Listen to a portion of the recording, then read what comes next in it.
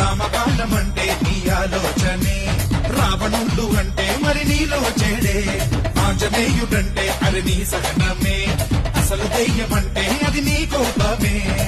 చెడునే వెంటనే వెంటాడి చంపరా, సహనం వేటుతో కోపాన్ని తెంపరా. మీసం మెలిక తిప్పి ముందు తేరా, మోసం మక్కలిరిచి ముందరైరా. అన్నవలే రూటు మే నమ్మడమే రైటు, నమ్మకమే ఆయుధమై నవ్వుతూ నువ్వు వచ్చావంటే పరా.